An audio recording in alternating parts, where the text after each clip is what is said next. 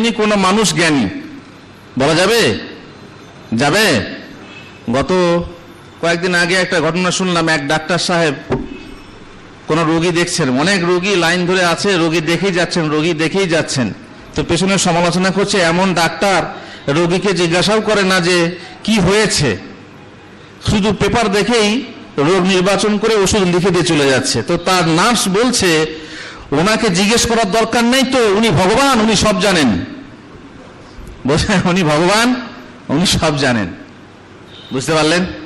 মানুষকে কার সঙ্গে তুলনা করছে? ভগবানের সঙ্গে তুলনা করছে। অনেক মানুষ আছে যারা সৃষ্টিকে আল্লাহর সঙ্গে তুলনা করে, আছে না নেই? তাদের পীর বুজুর্গকে আল্লাহর আসনে বসায় না, আলিমুল গায়েব মনে করে না।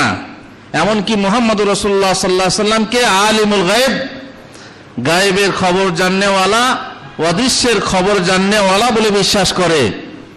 এবং এইরকম বিশ্বাস না করলে নাকি তার প্রতি বেয়াদবি করা হয় মনে করে। আসলে তারা সৃষ্টিকে, আল্লাহর বান্দাকে আল্লাহর সঙ্গে আল্লাহর সমতুল করে ফেলে। অথচ আল্লাহ তাআলা বলছেন ওয়ালাম ইয়াকুল্লাহু কুফুয়ান আহাদ, কুল লা ইয়ালামু মান ফিস সামাওয়াতি ওয়াল আরদিল গায়বা ইল্লাল্লাহ। আসমান জমিনে যে কিছু আছে, যা কিছু আছে, আল্লাহ ছাড়া গায়েবের খবর কেউ জানে না। কিন্তু আমরা অনেককে মনে করি গায়েবের খবর জানে। এমনকি রাস্তার ধারে বসে থাকা কিছু মানুষকে নিজের হাত বাড়িয়ে দিয়ে গায়েবের খবর জিজ্ঞাসা করি, দেখো তো আমার ভাগ্যে কি আছে, কোথায় বিয়ে হবে, কবে বিয়ে হবে, নানা রকম প্রশ্ন করে থাকি এবং অনেকে বিশ্বাসও করে। এখানে আল্লাহর যে গুণ, সেই গুণের সাথে মানুষকে তুলনা করে। অথচ আল্লাহ তাআলা বলছেন লাইসা কামিসলিহি শাই ওয়া হুয়াস সামিউল বাসির। আল্লাহ তাআলা কারো মতো নন, আল্লাহ তাআলা কিছুর মতো নন। আবার আল্লাহ তাআলা হাল তাআলামু লাহু সামিয়া, তার মানে আল্লাহ তাআলার মতো নাম আছে এমন কাউকে জানো? আল্লাহর সমনাম কারো আছে, কেউ আছে এমন কাউকে জানো কি? তার মানে নেই।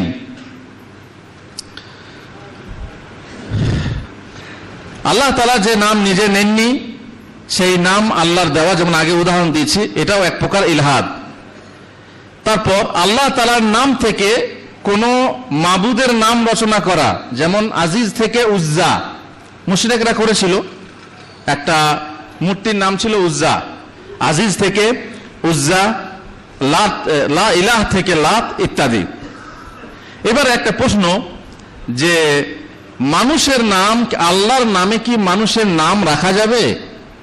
যেমন আল্লাহর নাম হাকিম, তো মানুষের নাম কি হাকিম রাখা যাবে? আল্লাহর নাম আলিম, মানুষকে কি আলিম বলে ডাকা যাবে? এটা একটা প্রশ্ন। যখন আমরা আলিফ লাম যোগ করে বলবো আল আলিম, তখন সেই আল আলিম কোন মানুষকে বলা যাবে না। তখন আল, যেটা আল শব্দটা এমন যে ইলমের ব্যাপক অর্থ নির্দেশ করে, তখন আল আলিম কাকে বুঝতে হবে? একমাত্র আল্লাহকে। আর আল আলিম যখন বলবো তখন তার আগে আব্দ যোগ করতে হবে। কি বলতে হবে? আব্দুল আলিম ভাই, আব্দুল আলিম। শুধু হামিদ ভাই বললে হবে না, কি বলতে হবে? আব্দুল হামিদ ভাই। যদি আলিফ লাম না লাগিয়ে বলেন তাহলে অনেকে বলছেন যে বলা যাবে হামিদ, হাকিম, আলিম বলা যাবে, কিন্তু আল যোগ করে আল হামিদ, আল হালিম, আল হাকিম বলা যাবে না। কথাটা পরিষ্কার হলো? সুতরাং উত্তম হলো যে যার নাম হচ্ছে আল্লাহর নামের সঙ্গে যোগ করা, তাকে আব্দুল যোগ করেই বলবেন। আর যদি আপনি যোগ না করেন, আব্দ যোগ না করেন, বলে ও শুধু মুড়ি নয় আবার মন্ডা মুড়ি, শুধু গফুর নয় আবার আব্দুল গফুর, এ তো বলেই থাকে আমরা। মানে একজন লোককে ভালোভাবে ডাকবো, এটা আমাদের সয় না। তো যদি নাই ডাকেন তাহলে আলিফ লাম যোগ করলে হবে না। অবশ্য আমাদের আলিফ লাম যোগ করে অভ্যেস নেই বাঙালিদের, তো এইরকম আলিম বলা যাবে। একবার কথা উঠেছিল মৌলানা বলা যাবে না, মৌলানা বলা যাবে না, কারণ মৌলা হচ্ছেন কে? আল্লাহ। কিন্তু আল্লাহ তাআলা যেমন নিজেকে রহিম বলেছেন, আল্লাহর নবীকে রহিম বলেছেন, নিজেকে রাউফ বলেছেন, আল্লাহর নবীকেও রাউফ বলেছেন। সুতরাং যদি আল্লাহ নিজেকে রব বলেন, নবীকে রব বলেন, তার মানে বোঝা গেল যে যে নাম আল্লাহর আছে সেই নাম অন্যের হতে পারে, তবে সেই রহিম আর এই রহিম আসমান জমিন পার্থক্য। সে হচ্ছে আর রহিম আর এ হচ্ছে রহিম, আসমান জমিন পার্থক্য। সে হচ্ছে মৌলা আল মৌলা আর এ হচ্ছে মাওলা, আসমান জমিন পার্থক্য। মানুষকে মৌলা বলা যাবে, মৌলানা বলা যাবে, তাতে কোনো সমস্যা নেই। ফান আন্তা মাওলানা, আল্লাহ মাওলানা ঠিকই, কিন্তু মানুষও মাওলা হতে পারে। তার দলিল ওয়াইন তাযাহারা আলাইহি ফাইন্নাল্লাহা হুয়া মাওলাহু। নবীর জন্য বলা হচ্ছে ফাইন্নাল্লাহা হুয়া মাওলাহু ওয়া জিবরিলু ওয়া সালিহুল মুমিনিন। তাহলে আল্লাহর নবীর মাওলা কে কে হলো? আল্লাহ, জিবরিল এবং নেক মুমিনরা, এই মাওলা হয়ে গেল। কিন্তু সেই মাওলা আর এই মাওলা আকাশ পাতাল পার্থক্য, এটা আমাদেরকে বুঝতে হবে। পক্ষান্তরে যে নাম কেবল আল্লাহর সাজে, অন্য কারো সাজে না, সেই নাম কোনো মানুষের দেওয়া যাবে না। যেমন আল খালেক, খালেক, খালেক কে হতে পারে? আল্লাহ তাআলা। বারি কে হতে পারে? একমাত্র আল্লাহ তাআলা। এই আল্লাহ নাম কারো হতে পারে না, এই জন্য আব্দুল্লাহ বলা হয়। অবশ্য আল্লাহ বলার অভ্যেস আমাদের নেই, কেউ ডাকে না আল্লাহ বলে। যার নাম আব্দুল্লাহ, যার নাম আব্দুল হামিদ, তাকে হামিদ বলতে পারেন না? পারেন না, হামিদ ভাই। কিন্তু যার নাম আব্দুল্লাহ, তাকে কি বলতে পারেন? আল্লাহ ভাই বলতে পারবেন? অবশ্য অভ্যেস নেই। এই জন্য যে আল্লাহ, আল্লাহর নাম হতে পারে, অন্য কারো হতে পারে না। যে নাম আল্লাহর জন্য নির্দিষ্ট, সে নাম কোনো মানুষের হতে পারে না। বাকি আল্লাহ তাআলা নিজের নাম অন্যকে বলেছেন, যেমন ইমরাতুল আজিজ, কাযালিকা ইয়াতবাউল্লাহু আলা কুল্লি কলবি মুতাকাব্বিরিন জাব্বার। আল্লাহ মুতাকাব্বির, কিন্তু মানুষকেও বলেছেন মুতাকাব্বির। আল্লাহ জাব্বার, কিন্তু মানুষকেও বলেছেন জাব্বার। এইভাবে বলা যাবে, এতে কোনো সমস্যা নেই। যেমন বললাম, আলিফ লাম ত্যাগ করে বললে পরে তাতে কোনো দোষ হবে না। এবারে চলুন আল্লাহ তাআলার সিফাত সম্পর্কে কিছু কথা। এতক্ষণ নাম সম্পর্কে বললাম, এবার সিফাত সম্পর্কে। সিফাত কি? গুণ, গুণাবলী।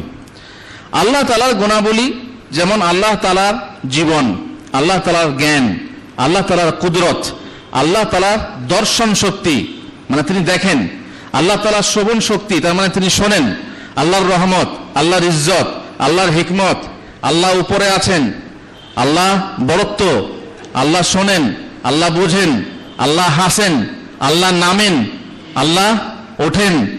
এই যে গুণাবলী আমরা শুনি, এগুলো কি সত্য নাকি কেবল মানুষকে বোঝানোর জন্য বলা হয়েছে? আমরা, আপনারা শোনেন না, শুনেন না যে প্রত্যেক রাতে আল্লাহ নিচের আসমানে নেমে আসেন, আল্লাহ নেমে আসেন, আল্লাহ হাসেন, আল্লাহ সেই বান্দার প্রতি হাসেন যে একজন মুসলমানকে হত্যা করে অথচ সে জান্নাতে যায়। কোন বান্দা? যে একজন অমুসলিম কোন মুসলিমকে হত্যা করলো, তারপরে সে নিজে মুসলমান হয়ে সে শহীদ হলো, কিংবা যাই হোক ঈমান অবস্থায় মারা গেলে সে জান্নাতে যাবে। আল্লাহ এমন ব্যক্তির প্রতি হাসেন, তাহলে আল্লাহর হাসার কথা রয়েছে, আল্লাহর আশ্চর্য হওয়ার কথা রয়েছে, আল্লাহ চক্রান্ত করার কথা রয়েছে। এই সমস্ত গুণাবলীকে আমরা বিশ্বাস করব। কিভাবে বিশ্বাস করব? যেভাবে কোরআন ও হাদিসে এসেছে, এবং তার একটু পরিমাণও অপব্যাখ্যা করব না, তার একটু পরিমাণও অপব্যাখ্যা করব না। আর এ কথা ভাববো না যে এগুলো মানুষকে বোঝাবার জন্য বলা হয়েছে। আসলে আল্লাহ তাআলার আবার কি ওঠা বসা, এসব আবার কি? বসা তো নয়, আল্লাহর ওঠা, আল্লাহর নামা, এসব আবার কি? এসব মানুষকে বোঝাবার জন্য বলা হয়েছে না। আল্লাহ তাআলা যা বলেছেন তাই আমাদেরকে বিশ্বাস করতে হবে। তারপর আল্লাহ সম্পর্কে আরো ধারণা। আল্লাহ ধারণ করেন, কিয়ামতের দিনে আল্লাহ আসমান ও জমিনকে ধারণ করবেন। আর তার মানে আল্লাহর হাত আছে, আল্লাহর চোখ আছে, আল্লাহর চেহারা আছে। এর এক একটা দলিল সব ওই বইয়ে আছে। আল্লাহর চেহারা আছে, আর যে চেহারার কথা একটু আগেই বললেন জান্নাতে আমরা সেই চেহারা দর্শন করব। আল্লাহর চেহারা আছে, আল্লাহর পা আছে। জাহান্নামকে জিজ্ঞাসা করা হবে কিয়ামতের দিনে, হালিম তালাতি, জাহান্নাম কি বলবে? হালিম মাজিদ। তখন আল্লাহ কি করবেন? নিজের পা ভরে দেবেন। বোঝা গেল কি আল্লাহর পা আছে? বললেন না, আল্লাহর পা মানে পাই নয়, অন্য কিছু না। কি বললো? পা মানে অন্য কিছু। আল্লাহর হাত আছে। আল্লাহ বলছেন আমি খালাকতু বিয়াদাই, আদমকে আমি নিজের দুই হাত দ্বারা সৃষ্টি করেছি। আল্লাহ তাআলা আমি আদমকে, আল্লাহ বলছেন আমি আদমকে নিজের হাত দ্বারা সৃষ্টি করেছি। ব্যাখ্যাকারীরা ব্যাখ্যা করেছেন, বিশেষ করে আপনারা যাদের তফসির পড়েন, প্রসিদ্ধ তফসির মাওলানা আকরাম খায়ের তফসির যারা পড়েছেন, তার মোস্তফা চরিক যারা পড়েছেন, তারা যদি পরিপূর্ণ ওই কিতাবে বিশ্বাস করেছেন, তারা তাদের ঈমান নবায়ন করে নেবেন। কারণ এই কিতাবগুলো পড়লে ঈমান নষ্ট হয়ে যাবে। এই দুটি কিতাবে যাদেরকে আমরা মনীষী মনে করি, যাকে আমরা মনীষী মনে করি, সেই মনীষীর তফসির এবং এই মোস্তফা চরিতে নবীদের সমস্ত মুজিজাকে অস্বীকার করা হয়েছে এবং আল্লাহর গুণাবলীর অপব্যাখ্যা করা হয়েছে। আরশ মানে লিখেছে কুদরতের আসন। আরশ মানে আরশ নয়, সিংহাসন নয়, আরশ মানে কুদরতের আসন। আর আদমকে নিজে হাত দিয়ে সৃষ্টি করেছি মানে কুদরত দিয়ে সৃষ্টি করেছি। হাত মানে কি করা হয়েছে? কুদরত। তাহলে আল্লাহ যেখানে বলছেন আমি নিজের দুই হাত দিয়ে সৃষ্টি করেছি, সেখানে কি এই অর্থ করা যাবে যে আমি নিজের দুটো কুদরত দিয়ে সৃষ্টি করেছি? আল্লাহ আবার দুটো কুদরত কি? কিন্তু তবুও এদিক সেদিক আবল তাবল চালিয়ে ধানাই পানাই করে হাতের অপব্যাখ্যা করে হাতকে স্বীকার করা হয়নি। সুতরাং বহু তফসির গ্রন্থে এইভাবে আল্লাহর নাম এবং গুণাবলীকে অপব্যাখ্যা করা হয়েছে। সে সম্পর্কে সাবধান থাকবেন। আল্লাহ তাআলার কিছু সিফাত আছে, যে সিফাতগুলো, যে গুণগুলো ইতিবাচক, আর কিছু গুণ আছে যেগুলো নেতিবাচক। যেমন আল্লাহ তাআলার জীবন আছে, আল্লাহ তাআলার জ্ঞান আছে, আল্লাহ তাআলার কুদরত আছে। যদি বলি আল্লাহ তাআলার ঘুম নেই, আল্লাহ তাআলার ক্লান্তি নেই, আল্লাহ তাআলার সন্তান নেই। আর একবার ভাবুন, যে গুণ মানুষের জন্য উত্তম সেই গুণ আল্লাহর জন্য আরো উত্তম। এখন যদি বলি যে মানুষের মধ্যে গুণ হলো আমানতদারি, আল্লাহ তাআলার আমানতদারির কোনো প্রশ্নই আসে না। মানুষের মধ্যে সততা, আল্লাহর ব্যাপারে সততার কোনো প্রশ্নই আসে না। আল্লাহ মাছা যে মানুষের সন্তান নেই সেই মানুষটা কি তাকে বলা যাবে যে তার ভালো গুণ? যার সন্তান নেই, সন্তানহীন কি ভালো গুণ না খারাপ গুণ? যে মানুষের সন্তান নেই সে কি তাকে ভালো বলা যাবে? নিশ্চয়ই তার মধ্যে কমি আছে, ত্রুটি আছে। কি না, সে নিঃসন্তান। কিন্তু তার বিপরীত গুণ হচ্ছে আল্লাহর, যে তিনি নিঃসন্তান, এটা হচ্ছে তার কামেল গুণ, পরিপূর্ণ গুণ। কারণ যার সন্তান থাকে সে অপরের মুখাপেক্ষী হয়। যার সন্তান থাকে সে অপরের মুখাপেক্ষী হয়, যে অপরের পিতা হয় সে অপরের মুখাপেক্ষী হয়। এই জন্য আল্লাহ সন্তান নেই। মানুষের জন্য এটা পরিপূর্ণ গুণ হলেও আল্লাহ তাআলার জন্য এটা পরিপূর্ণ গুণ নয়। এই জন্য আল্লাহ তাআলা ঘুম নেই, কি বলে, সন্তান নেই। মানুষের ঘুম হয় না, সেই মানুষ কি ভালো মানুষ বলবেন? না। কিন্তু আসলে ঘুমটা ভালো গুণ নয়, এই জন্য জান্নাতে ঘুম নেই। ঘুম হলো মৃত্যুর ভাই, মরণের ভাই হলো ঘুম। আর জন্য জান্নাতে ঘুম নেই।